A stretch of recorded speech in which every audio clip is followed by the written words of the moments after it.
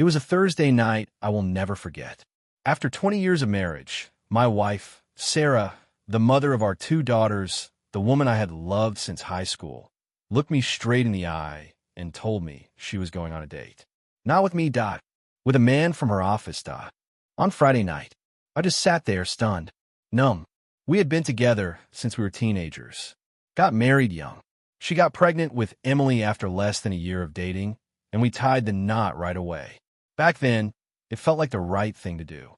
We were crazy about each other, and somehow we made it work. Our girls grew up in a home filled with love. I started a landscaping business from the ground up, turned it into something huge, multi-million-dollar contracts, high-end clients, the whole deal. We had everything people work toward, a beautiful house, financial security, and what I thought was a strong marriage. So when she hit me with that, "I need to go out with someone else" speech, I could hardly breathe. She sat on the edge of the sofa, looking nervous, said that ever since the girls left for college, she had been feeling low. Lost even. Said she had not been happy for a while and needed something different. I was floored. I never saw any signs. No warning. I thought we were good. Then came the kicker. She said the guy, Ryan, was just a friend. Someone from accounting who had been helping her through this so-called depression. That was news to me. I never once heard her mention being sad. Never once saw her cry or talk about needing help. And now she was telling me this man was some sort of emotional support.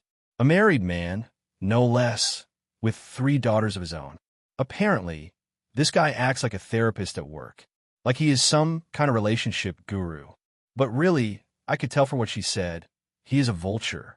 The kind of man who preys on women going through transitions. Vulnerable wives. Lonely mothers. Easy targets. And now he had my wife on the hook. "Michael," she said, "I hope you understand. I just need this one night. I need to see where it goes." She actually thought I was going to sit there and nod, as if her saying it to my face somehow made it better. As if honesty made betrayal less painful. I said nothing, just sat there with a scotch in my hand, staring at her while she hugged her knees on the other end of the couch. She kept talking, kept trying to justify it. "I told you because I respect you," she said, "because we have always been open and honest." I stood up without saying a word, walked out of the room, headed to our bedroom, grabbed a small duffel bag, packed enough for 2 nights. I walked past her, still silent, and opened the garage door. "Michael, wait, please do not go. It's just one night, one date. We have 20 years together. Can't you give me one evening?" I paused for half a second, shook my head, got in my truck and left. I drove straight to the Ritz-Carlton. Cost me over $400 a night, but I did not care. If I was going to be gut-punched by the woman I gave my life to, I was at least going to be miserable in luxury. She called. She texted. I sent her one message, calm, short, to the point. Then I blocked her number. I told her I would not be in touch until I came home Saturday. At work the next morning, I told my assistant not to put through any calls from Sarah. I even let our security team know she was not allowed in the building. I needed space. No drama. No surprises. I had a plan now, and I was sticking to it. People know me as dependable. I'm not the loudest guy in a room, but I follow through. I take care of my family. I am fair. I'm steady. Maybe that was the problem. Maybe I'd been too agreeable for too long. They say treat her like a queen, and she will treat you like a servant. That quote used to make me laugh. Now, it felt like my life story. So I picked up the phone and called my younger brother. He is a detective down in Miami. Always had my back. "I need a favor," I told him. He listened, then got to work. 10 minutes later, he was calling one of his contacts, James Foster, a private investigator. "James, this is Walker," he said. "I owe you for this one. My brother needs surveillance on his wife. She has a date with a guy named Ryan from her office. Give me the guy's address, phone number, and, if possible, pictures of them together. Tonight." They set everything up. The plan was simple. While Sarah was out playing house with this Ryan guy, I would be visiting Ryan's real wife. I figured she deserved to know what her husband was up to. But I was not stopping there. I had something else in mind. I called my old buddy Nick. He had been through a nasty divorce recently. He had told me once that he had given up on love and was now using escorts to meet his needs without the heartache. At the time, I thought he was crazy. Now, I understood. I asked for a referral. He gave me a name. I made the call. Told the agency I wanted something elegant, simple, a girlfriend experience. Someone sweet, presentable, nothing over the top. A woman I could take out in public without raising questions. I offered a generous tip, $1,000, to make sure it all went smoothly. She was to meet me at the hotel, act like we were longtime partners. If Sarah showed up, this woman was to say we met by chance, maybe at the bar. Nothing suspicious, just a man having a good time. I was not trying to cheat. I just wanted Sarah to see what it felt like. She wanted a night with another man? I could play that game too, but I was going to do it with class. Sarah, for her part, had an open house scheduled Saturday afternoon. She would be tied up with clients until the evening. That gave me all the time I needed. That night, Thursday night, while I was settling into my hotel room, Sarah was at home stewing. I imagined her talking to herself, angry that I had not reacted the way she wanted. I cannot believe he acted like that, she probably said, pacing the living room. So childish. Just stormed off like a baby. What a jerk. She tried texting, tried calling.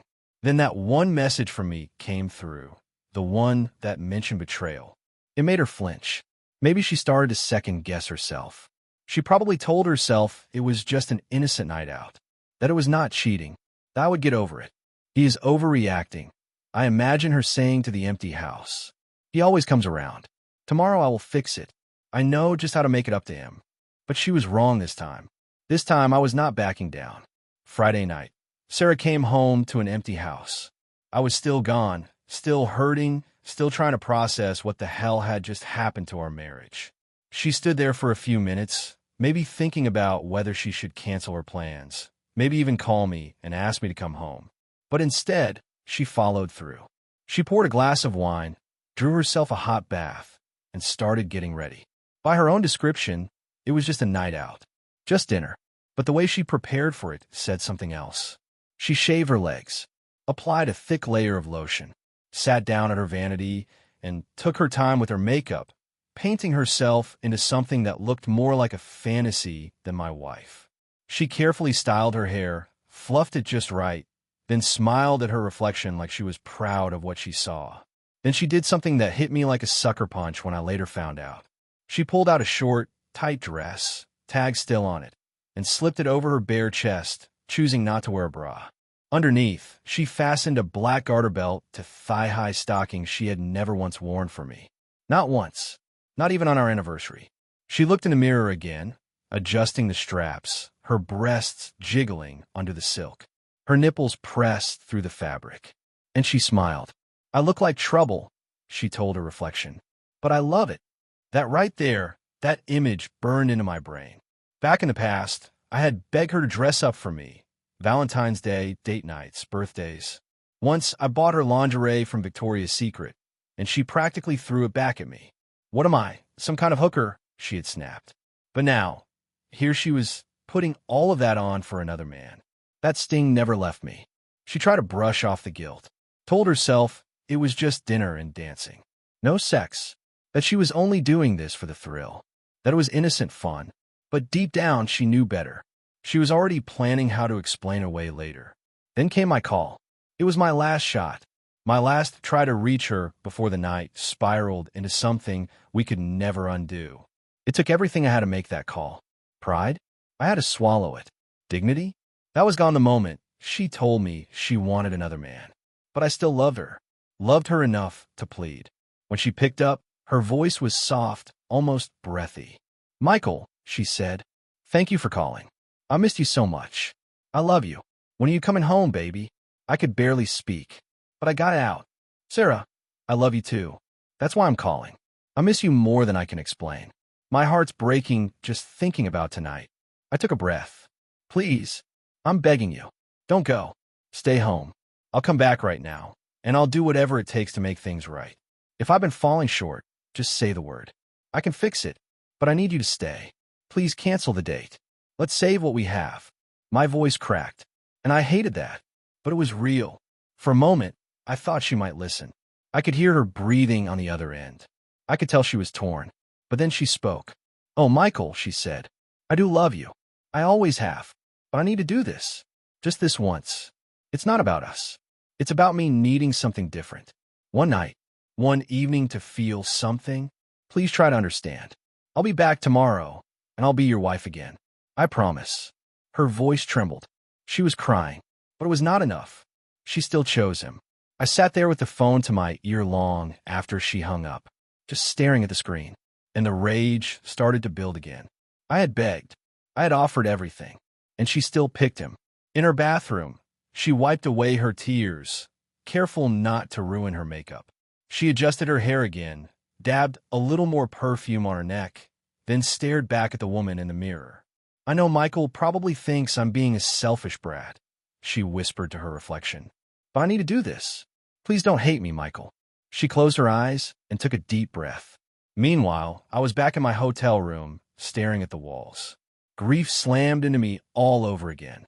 20 years, 2 daughters, a business I built with my bare hands, a life I thought we built together. And in one night, it was falling apart.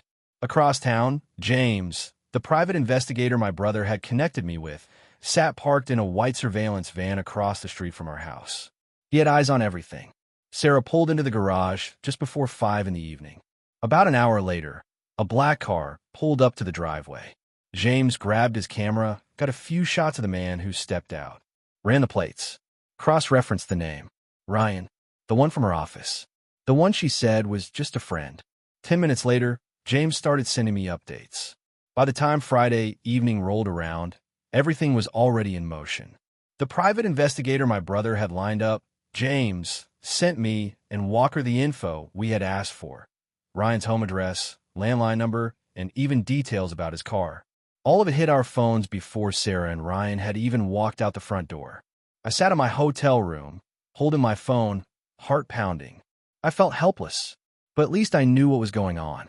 At least I could track every move they made. Back at our house, when Ryan walked in, he could see something was off. Sarah's smile didn't reach her eyes.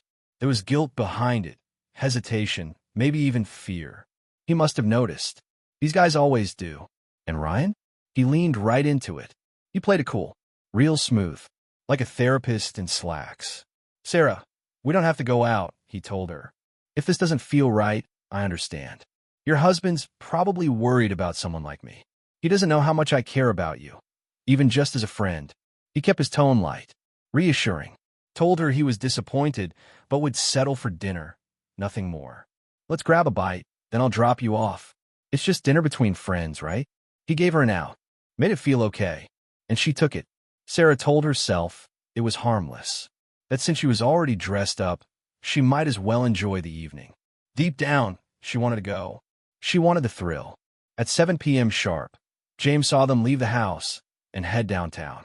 He followed at a safe distance, snapping photos along the way. He kept sending me updates throughout the night. At the restaurant, they sat close, held hands, laughed like a couple in love. After dinner, they headed to a nightclub. James stayed on their tail. He filmed them on the dance floor, Ryan's hands roaming freely over my wife's body. Her smile said it all. She was enjoying it. The way he touched her breasts, the way he pulled her into those slow dances. It was more than a friendly night out. This was intimate. This was betrayal in plain view. By 2 a.m., I had the evidence in my inbox. Photos, videos, everything. I didn't open them right away. Not yet. I needed time. But first, I made a call. Sarah's father, David, was someone I'd always respected. We had golfed together for years, talked about everything from kids to business. I knew he'd want to hear this from me, not from his daughter. Hey, David, it's Michael. Michael, we still good for golf Sunday? I hesitated. Actually, that's what I needed to talk to you about. There's something going on with Sarah. His tone shifted. What do you mean? She's out tonight. On a date. With a guy from her office. Wait, what? I didn't see it coming either, I said. She told me she needed more, and apparently, this guy's been helping her through some tough emotions.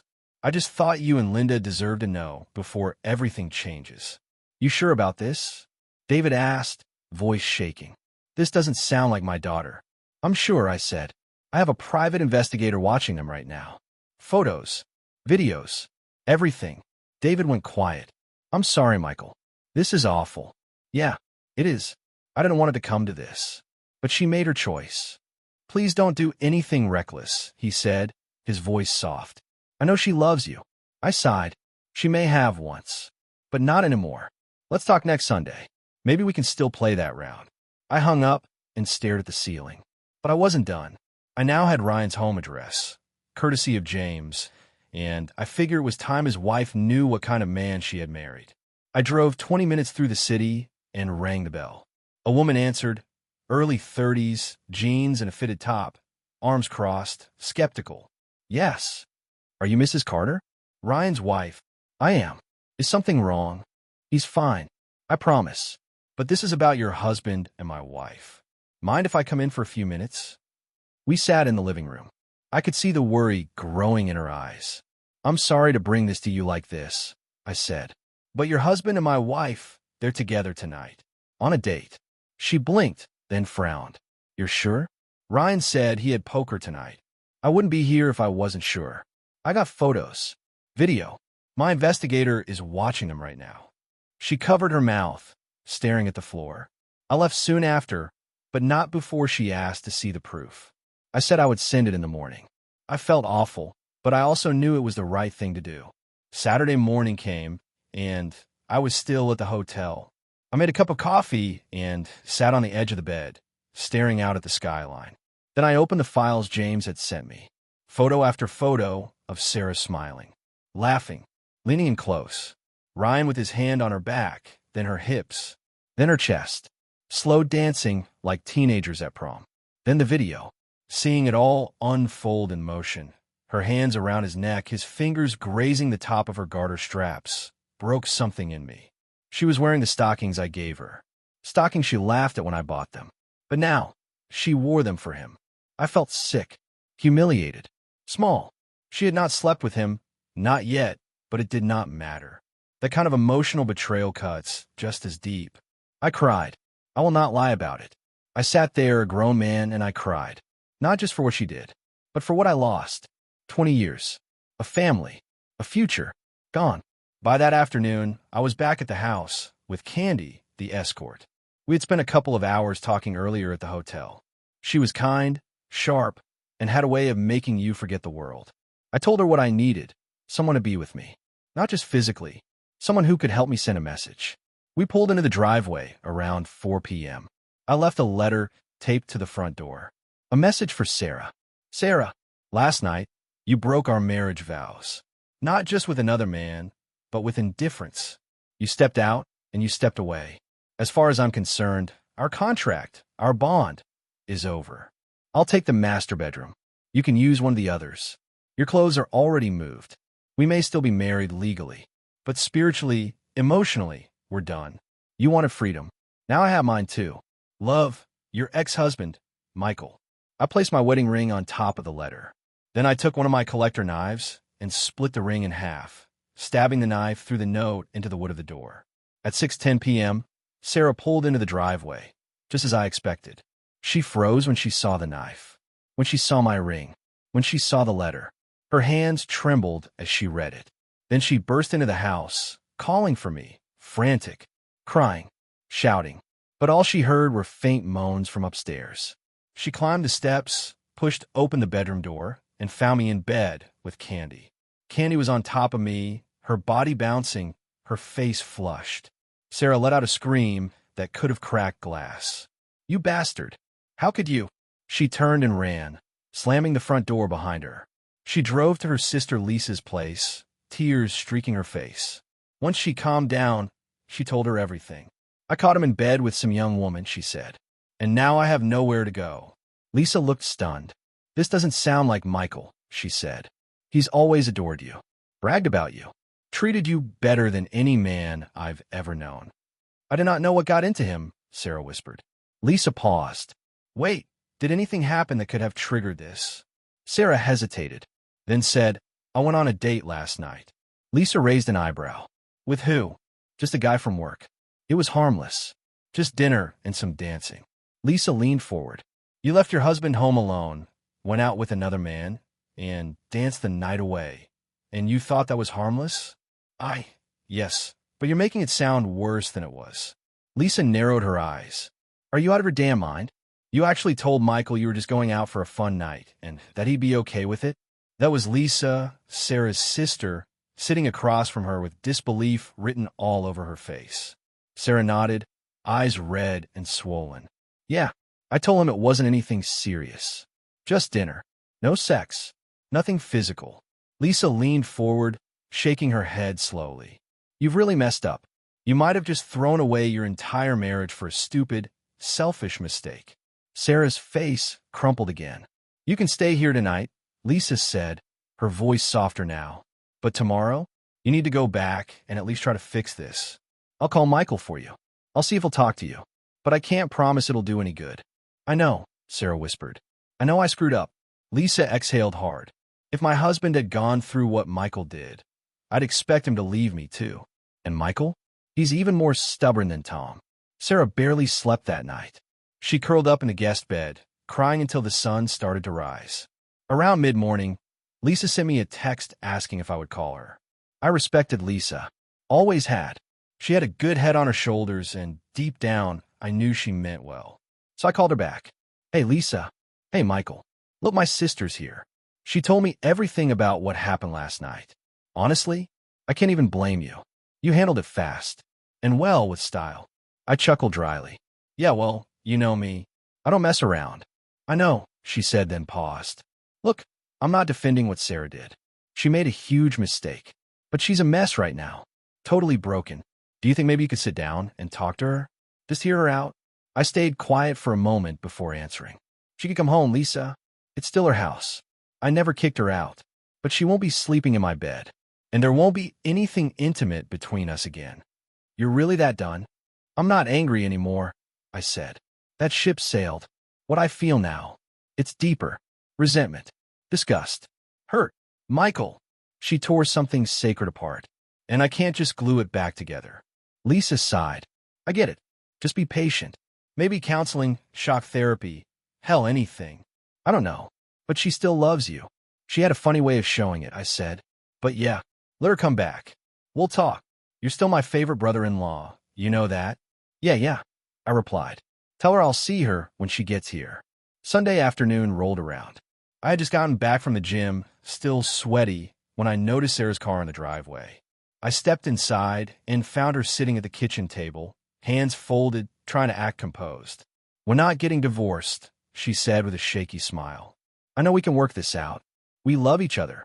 I poured myself a cup of coffee and sat down across from her. I'm okay with whatever happens, Sarah, I said after a long silence. If you want a divorce, fine. If not, also fine. It does not matter to me anymore. Our marriage? It's over in my mind. You broke the prenup the moment you stepped out with that guy. Her smile faded. You're free now. You can be with whoever you want. And so can I. But you will not sleep in my bed, and we will not be intimate again. That ended the night you left to go on your little date. Michael, he's not my boyfriend. Nothing happened. You dressed up for another man. You had dinner. You held hands. You kissed him. You let him touch you in places only a husband should. That's cheating to me, Sarah. You might think it was innocent, but to me, it destroyed everything. She looked down, trying not to cry. You don't want a divorce? I asked. Fine. We'll stay married on paper. But I'll keep seeing Candy. I'm not giving that up. Michael, stop. That girl? She's just a fling. You're using her to hurt me. I laughed. Oh no. Candy is more than that. She's young, gorgeous, and wild in ways you never were. The sex is incredible. She's opened my eyes. Sarah, you never want to try anything new. Never dressed up. Never explored. I thought that was just who you were. Turns out, you just didn't want to do any of that for me. Her face turned red. And did you know, I continued, while you were out dancing with your friend, I went to see his wife? What? She said, stunned. Yeah, her name's Lydia. Lovely woman. And guess what? You're the third woman Ryan's cheated on her with this year. Third. The last one was someone named Rebecca Martin. You know her, don't you? Sarah's mouth dropped open. Yeah, I said. Thought so. So congratulations. You and Ryan destroyed 2 families. 5 kids between them. Well done. Her expression turned from shock to horror. I had no idea, she whispered. You didn't ask, I said coldly. Because you didn't care. Her voice cracked. Michael, please. He's not my boyfriend. I can't believe you went to his wife's house. You think it was just dinner? I said, raising my voice. What about the dancing? The groping? The kissing? You think that's okay just because you didn't have sex? I shook my head, disgusted. I gave Lydia copies of everything. She deserves to know the truth, just like I did. Sarah looked devastated. Michael, please, she begged. Stop seeing that girl. Be with me. Let's fix this. I'll never do anything like that again. I swear. Oh, that's rich, I said. You already swore once on our wedding day. You promised to love me and forsake all others. Remember that. She said nothing. If you don't like the arrangement, I added, you're welcome to leave. Move in with your sister. Hell, go shack up with Ryan, if he's not too busy ruining some other woman's marriage. Her voice trembled. Don't you still love me? I looked her in the eyes. I do, but that does not mean I trust you. And without trust, love does not mean a thing. She wiped her tears, unable to speak. We can live under the same roof like roommates, or we can go our separate ways. You decide. I'll have the papers ready in a week if that is what you want. She nodded slowly, stunned silent. For the next month, I brought Candy home every weekend. We did not hide it. We slept in the master bedroom. We laughed. We lived. It felt good to feel wanted, desired. And for the first time in a long time, I felt free. I will not lie. At first, bringing Candy around every weekend gave me a sense of satisfaction. It felt like I had taken some of the power back after Sarah's betrayal. Candy made me feel alive again, like a man. She helped patch the cracks in my confidence that Sarah had left behind. But as the weeks went on, I started to feel it, the guilt creeping in. At first, I brushed it off. I told myself this was fair, that I was just evening the score. But deep down, I knew the excitement was only surface level. The connection? It was skin deep. There was no future in it. No real healing. One Sunday night, after Sarah came home from her usual disappearing act, I sat her down at the kitchen table. I'm not seeing Candy anymore, I told her. But that does not mean I'm coming back to you. I need something real now. And I'll be looking for that with someone else, someone new. Sarah's reaction hit me like a slap to the face. Please, Michael, she said, grabbing my hand. You've punished me enough. Every week, I watched another woman walk into our home, into our bed with a man I love. I can't take it anymore. Please, just give me a chance to make this right. I know I can't compete with someone like her, but I can give you love. Real love. I looked her dead in the eye. Love?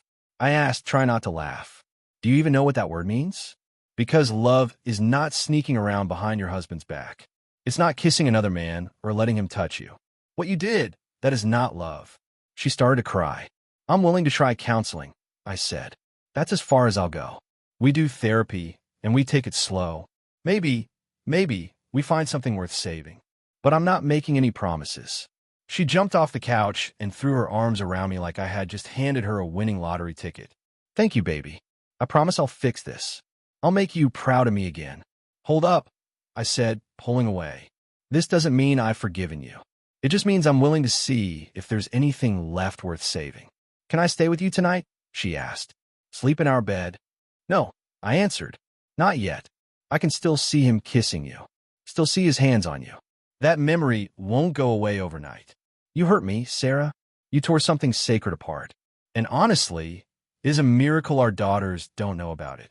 I'm not ready to be near you like that. I had already booked an appointment with Dr. Reynolds, a well-known therapist who specialized in infidelity recovery. 2 sessions a week for 3 long, grueling months. Talking about what happened, reliving it over and over, was torture, but it had to be done. Sarah cried a lot during those sessions. She started to see how deep the wounds went. At one point, she even called my time with Candy revenge sex and said it made everything worse. I reminded her that she had broken our prenup, which gave me the legal and moral right to do whatever I wanted. She eventually accepted it, even if she hated it. The therapist gave me a hard time too, said I was fueling the fire instead of extinguishing it. Maybe so, but I'd do it again.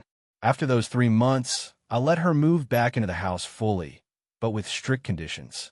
She signed a post-nup that said if she ever cheated again, she would walk away with nothing. She gave me access to her phone, her emails, her text history. She agreed to let me track her location. Full transparency. And I made one thing clear. If she so much as flirted with another man, she was gone. She swore she would never cross that line again. Even with all her efforts to prove she was back in this for real, I could not shake the words Lydia had said to me. Once a cheater, always a cheater. Maybe that was paranoia talking. Maybe not. A year later, things had calmed down. Life looked somewhat normal again, at least from the outside. But it never let my guard down. I kept an eye on Sarah. Her sister Lisa and I kept in touch, and she helped keep tabs when I needed another perspective. Ryan? He did not get off easy. Lydia kicked him out, took the house, and slapped him with alimony and child support for all three of their girls. The guy was living in a tiny apartment, broke and bitter. All that for a few cheap kisses and some dancing. What a joke. When Sarah found out about Ryan's full history, how he had cheated before, how he had even ruined another woman's marriage, it hit her like a truck. She realized just how close she came to losing everything for a man who never cared. And as much as she tried to rebuild what we had, I could see that the memory of Candy still haunted her.